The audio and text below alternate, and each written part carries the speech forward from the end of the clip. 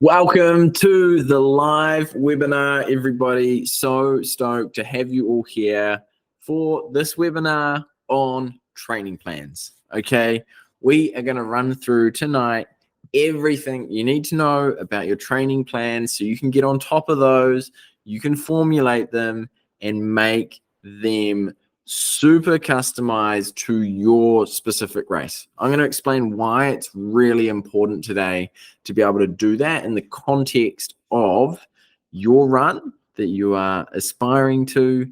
And so tonight we're going to kick things off and get into it. Okay. We're going to cover how to create a 3-month training plan, everything you need to plan your next 50K or 100K ultra in 7 days. Now, everyone on the call, I think that you can do this plan in less than 7 days. If you follow along really quickly, if you essentially study well, if you synthesize and don't muck around, you can get training much faster and have a really strong understanding of your ultramarathon and how you're going to really formulate your training plan for that. Let's keep going. Type a number 1 in the chat if you are ready to get started tonight. So if you're joining us, you'll see down the bottom there is the little chat box. It's about the third icon across on the right. You can type in there number 1 live if you're ready to get started. Very good. People are ready to get racing and learning about training plans. Let's go. We have the upcoming webinars. I'm also going to let you know about those tonight. We've got the training plans, the 3-month training plan. We are covering that right here, right now. Fueling right, super important and a massive pillar to avoid DNF. That'll be hosted on the 18th of September.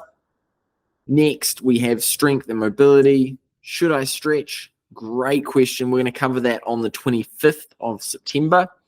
Breathing, how to not get gassed on hills. We'll cover that on the 2nd of October. Okay, so these are essentially the 4 core pillars of the Zero to Ultra webinar secret series. And inside each of these is a ton of insights for you to level up. So don't be afraid to add these to your calendar.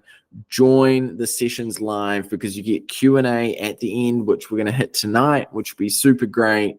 You get unlocks, you get bonuses, all of the good stuff.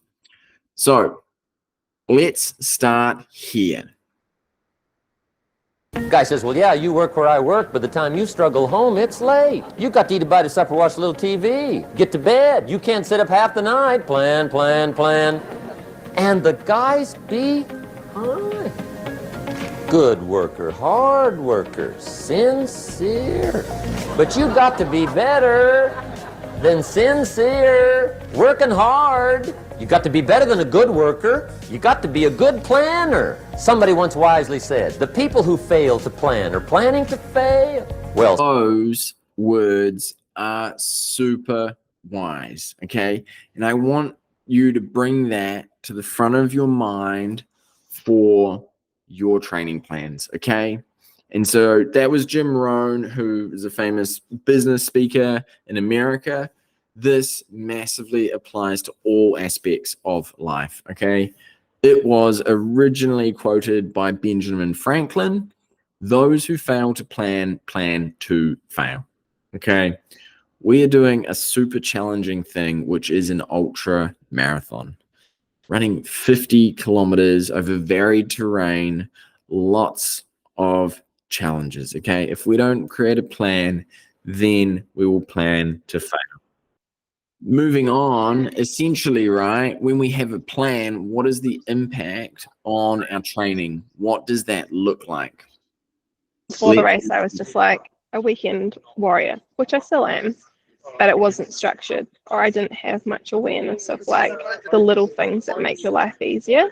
How much should you be doing? Like, what about your nutrition? How many calories should you be doing, and like when and what? As in, when you're prepared and informed, you get to have a different experience and you feel more capable and you go further and faster and longer. I think the weekend warrior very much was just like, oh yeah, like, oh, we'll just chuck the bag and we can go and do that. That's where you probably hit like a different ceiling, but there's still like doubt. But I'm like, it feels more possible, but still feels like hard. But I know that I have tools to start, which is the difference. The options are endless, and the adventures and the places you go and the people you connect with. And I think that was probably the shift maybe of the weekend warriors, like reflective of the journey of self, like inwards, and then sharing it with other people and feeling more capable and confident. I'm proving myself wrong, and I believe more in myself. And now I'm understanding the tips, the skills, the things. So like, oh yeah, I should be aware of my nutrition. Like, what is the time? Like, so I need to go and train like this. All those little things have shifted the experience. I think massively. Alrighty, so those are core things that Kate was talking about, right? Really looking at the specifics of nutrition, the types of training that she was doing, and when she really understood those at a fundamental level, it really unlocked her training. So that she ended up doing, that was I think a 33K with about 2,000 vert, so pretty gnarly straight up, pretty gnarly straight down. It was a big day out, but those little pieces really took her from going from a weekend warrior into a confident, informed runner in tackling her first ultra.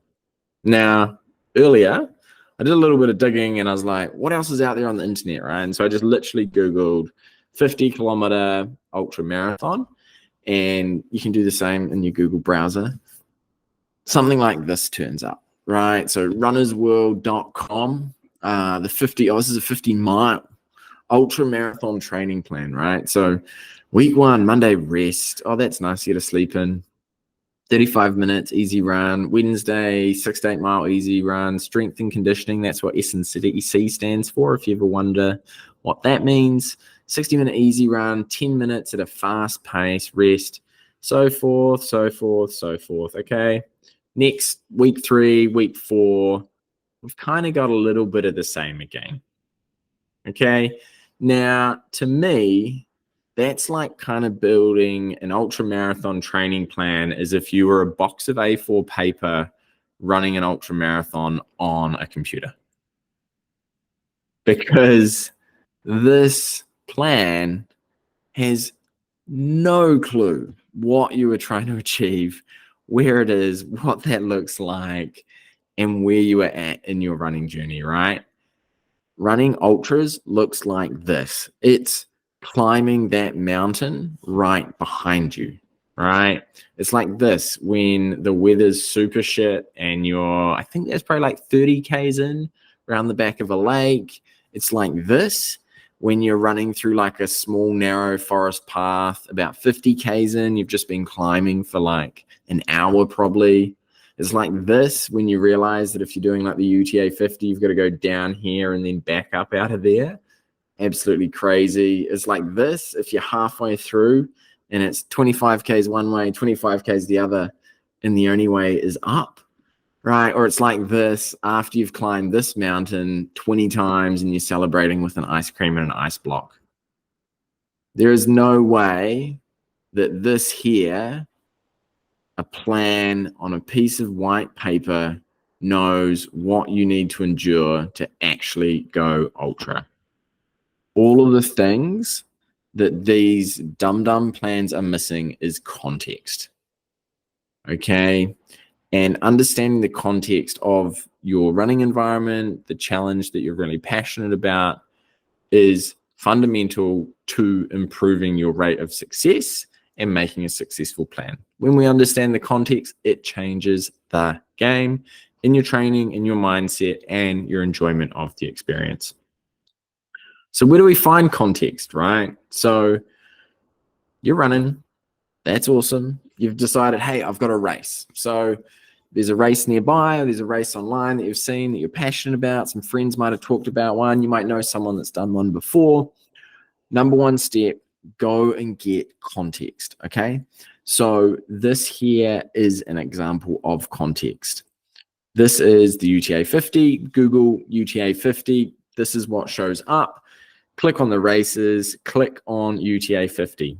In here, right, the core context that you need to know is these two bottom boxes, okay? So number one is the distance, which is 49 kilometers. That is context-specific information piece number one. Context-specific information piece number two is elevation gain, okay? 2,200 plus. If you took Runner's World Plan and just started running to that schedule, but had no context about what you were doing, you'd probably have a relatively bad time trying to achieve this specific challenge, okay? Every single race is different, and I'll encourage you to choose one race at a time. Focus on only that, nothing else. Don't change the plan whilst you are going, as in the goal of the race. You can change training a little bit as you go through what you're learning about yourself and your body, but keep it focused and understand the context, because that is going to inform your training plan massively, right? Because if we shift from UTA 50 to the Bali trail running 55 Ks on Mount Batur, right? Context, 55 kilometers. Okay, we've got 6 kilometers further. Not too bad, right? But we've got 3,778 meters of elevation gain. So we've gone from 2,200 to 3,800. So you've got an extra 1,600 meters elevation for pretty much the same distance. So again, if you took that same generic plan and had no context for what you were doing, you'd probably be in trouble going around this course. Okay, so now tonight we're going to uncover how we can take the context and then put it into our training plan. Number one, okay, training to grade. Is this potentially the only equation you'll ever need? If you didn't plan out any of your training and you only looked at one thing and it was at the end of every week, did I train to the grade or did I do some runs that my body experienced this grade for? Then that's a training philosophy and it probably wouldn't be super unsuccessful. Yet it's potentially the only equation you might need. Okay, so the way you calculate that is you take the average elevation is what we're looking for. To get the average elevation, we divide the total elevation change divided by the total kilometers traveled. Okay, so let's do an example because it just makes it way, way, way easier to think about. So if you've got a race that you're specifically thinking about, right, I'm just going to run the example on that BTR 55. So it's 55 kilometers with 3,778 elevation. So if you've got a race, write down the kilometers and write down the elevation, find it out. Then we're going to put these numbers into the equation in this order. Okay, so total elevation change, 3,778 goes on the top line. And then you divide it by 55 kilometers. Okay, so in your handy dandy calculator, all right, 3,778, just like that. Okay, then you divide it by 55, right, just like that, equals 68.9. That means the average elevation change per kilometer is 69 meters. So for every 1 kilometer you run, you go up 69 meters in vertical elevation. Okay, and so if on your training runs or in your week to week, you include a run that has the match of that grade, that would tell your body and your training what level of intensity you would need to run for that upcoming race. You could also use that as a test to understand if that's a race you want to attempt too, right? You could do some research. You could have a couple of runs that you're interested in, and you could actually use that as a way to go, hey, look, I'm going to run this little loop at 69 meters per kilometer gradient, average elevation, and see how that feels in my body and see if I want to do that for 10 hours maybe. Okay. So it's a good way to test and bulletproof without, understanding more. Alrighty. So long range training plan. Now that we've got average grade, that's an important tool. Long range training plan 1 out of 3. Okay. Start at the end. Choose your event. Okay. So we want to start at the finish line almost, or actually the start line. Okay. So choose your event. Great. Average elevation. We've just discussed that. You'll be able to find that. Distance. Same, right? It might be 49, it might be 55, it might be 33, it might be 79, it might be 85, it might be 100, it might be 160, right? Long range. So we want to look at, so we start at the end and we want to look at a 3-month block. Okay. So if you've got some base fitness, if you've run a half marathon before, if you're able to run sort of 10 to 20 Ks just consistently per week, those are good indicators that you are ready to do like a 3-month build in a ramp up process into an ultra marathon. Okay. Now, 3 months is a solid block to ramp intensity and focus and specificity to the race that you are looking to do. Let's break it down. So in the first month, I would encourage you to train your weakness first. Is it vertical? If it's vertical, do hill repeats. Okay, that will strengthen your body. Is it distance? If you haven't done big kilometers before, right? Say you might have done a marathon before, or say you might have done you've only done a half marathon before. Maybe you want to like incrementing some long runs to start getting some distance under your belt in the first month. So I wouldn't say like ramp to a marathon in a month, but understanding time on feet and how the body has to adapt to that is really important. And you can do some smart things to simulate that in your training too. Speed. Am I a slow runner, right?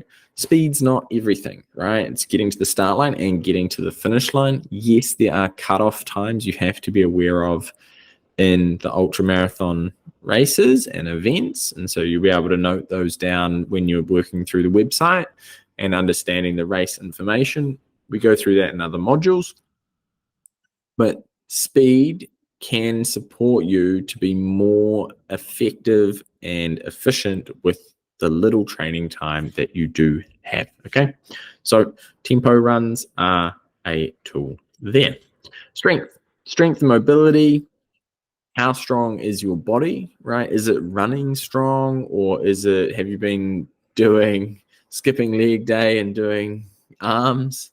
You know, where is your body at in the strength and the mobility, right? Because running is an exercise that actually uses pretty much every cell of the body with every footstep, and it needs to be coherent, right, to take you far. Okay, so there's a range of ways we can build strength, mobility. Hill repeats, again, are another way to build strength with low ground reaction forces. Second month, right? Look to train volume, okay? So once you've got that specific weakness adaptation built in, then it's starting to look at building that volume, time on feet, so you can start understanding the experience of what it takes to go ultra, okay? Third month, do things most specific, adaptation closest to the race. So if the race has heaps of vertical, right, you're going to want to start thinking about how can I incorporate more vertical closer to the race day, and then obviously understanding a taper out the other side. But really being really specific, it might be that in the first 2 months, your training was only able to be done on the streets. In that last month, how could you really incorporate some long runs in the hills somewhere nearby? It could be maybe an hour's drive away, or you might want to do some sort of simulation. Really beneficial idea, because Lots of people live in cities, train in cities, and then they go and hit the trails, and it's a totally different ball game because the running surface is different. Your ability to run at the same speeds that you can run on the flats different. Your level of grip's different. Things are slippery. There's tree roots. There's trees over your head. There's all sorts of things that you've actually got to consider. So that's why we look at specificity towards the 3rd month. Here's some examples. For my intended race, if my most specific adaptation was I have never run 100 kilometers before, I would target cumulative distance closest to the event as its most specific. If my weakness was speed on feet or time over ground, I would target doing speed work first so that my legs can move faster with less effort and know how to run faster earlier, okay? If I'd run distance before, e.g. a marathon, but had never incorporated vertical before, I'd prioritize hill sprints in the 1st month of training. So that was a big one actually for me when I did the UTA 50 for the first time. I really realized that I'd never done that much vertical in my life. And so I did some hill sprints and they sucked, but they helped big time. And what they've found with training adaptations is that when you make that adaptation, initially the human body changes really quickly and then the gains become marginal really towards the as you build most of it, and then it actually deteriorates really slowly, so you can actually hold on to the benefits for quite a long time. So that's why I recommend doing that weakness first, and then you'll maintain that benefit as you continue the rest of your training. Here is an example of a long-range plan. So what might this look like, right? So let's look at this example. Say we're doing a 100-kilometer race. We've got 4,000 vert, which is 40 meters per kilometer. So that's 4,000, right? Divided by 100 equals 40. So 40 meters per kilometer would be the gradient that I'd need to be looking to train to. And mental model, month 1, month 2, month 3, then the race at the end, right? So this is the focus that I might focus on, right? I'd do the level or the speed work to start with on flat ground. Then month 2, I might work on the uphills. And then in month 3, I'd focus on long runs because I've got to figure out how to go 100 Ks, which is a long way. Okay. And the time, right? So then I'd think about, okay, how much time am I committing, and communicating to those around me? First month, I might be able to get away. Remember, we're doing 100 Ks here, so it's sort of 9 hours, 6 to 9 hours plus if you want to do 100 K, depends how long you want to take, right? Month 1, I'd be looking at 6 hours per week. Month 2, I'd start building that time. Month 3, I'd start getting a bit longer. And then race, obviously I'd taper, and then looking to drop that time. Intensity, right? Again, we can't just start off and be doing 40 meters per kilometer because the body might break, right? Remember, we're training, not breaking. I love that one. Okay, so I'd look to probably progressively increase my intensity on some of my long runs, or each month I'd look to, level that up so that as I'm more specific closest to the race, I have more likelihood of hitting my golden number here, okay? Short range planning. So we've picked a race, we've understood our context, you've got the ratio that you need of the average grade, which is very handy. You've understood a bigger picture long range look. Now it's time to look at the short range, right? So what might a typical week look like for a short range training session? Okay. Monday, recovery or a social run. And this is often because we tend, due to the way people work, Sundays are a great run for a long run. Sunday long run, Sunday long run. Okay, it's a thing. These aren't fixed, right? And you've got to be flexible with your schedule. So you might slot a long run on a Saturday and have a rest day on Monday, Sunday, and you got to work through that yourself as you go. On Tuesdays, right, zone 2, chill run. Wednesday, specific adaptation. So usually the middle of the week's good for ironing out any of those adaptations that you need to prioritize and strengthening the weakness. Thursday, zone 2. Friday, rest day, right? Then we sort of double stack the weekend so that we have a greater cumulative training load. And then we drop it out in the intensity on the Monday, Tuesday, increase the intensity on the Wednesday, a little bit longer here, drop it down, and then we increase the intensity, right?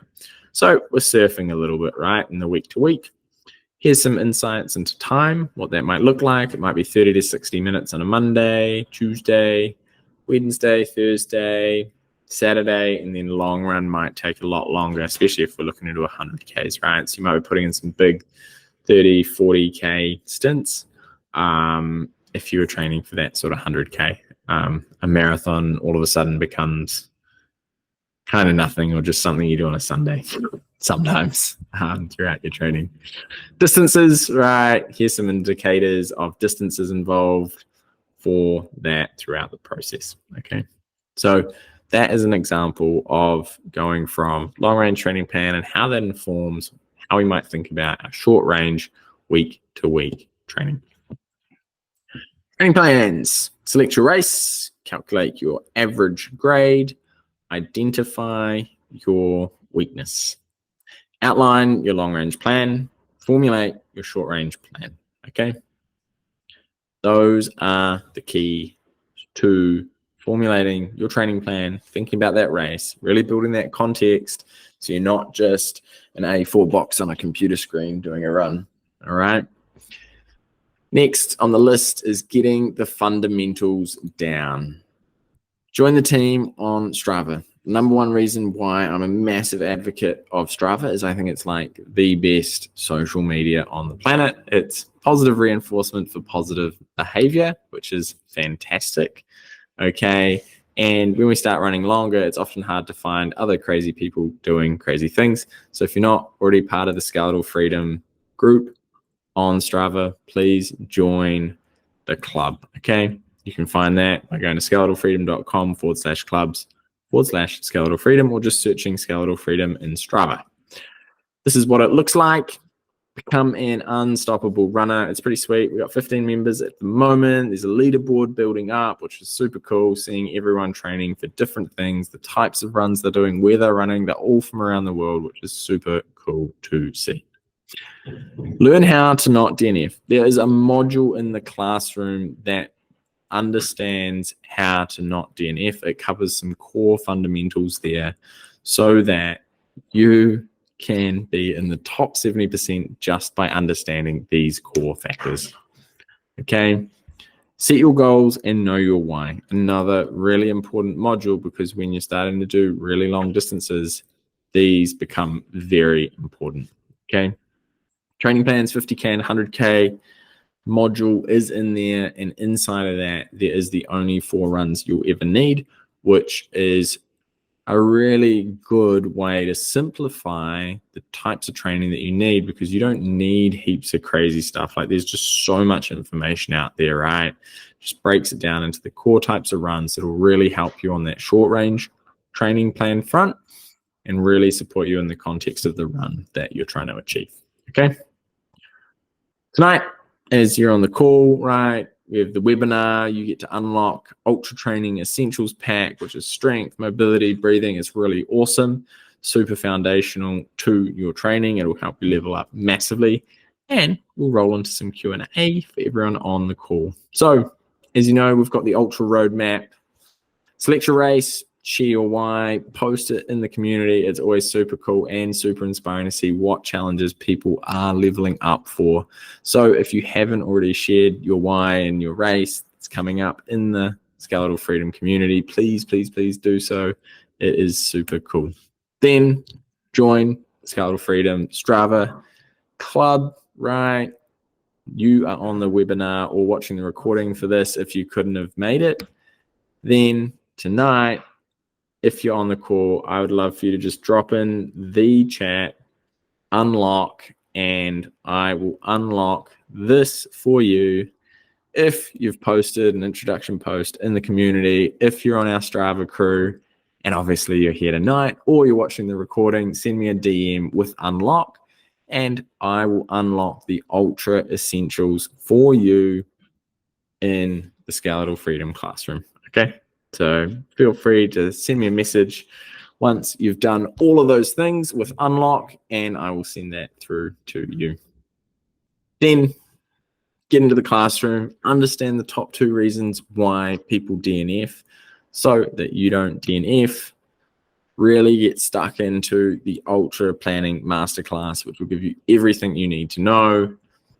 Book a free training plan review call with me and I'll unlock a bonus training module for you. Really, really simple to help you succeed in your ultra marathon.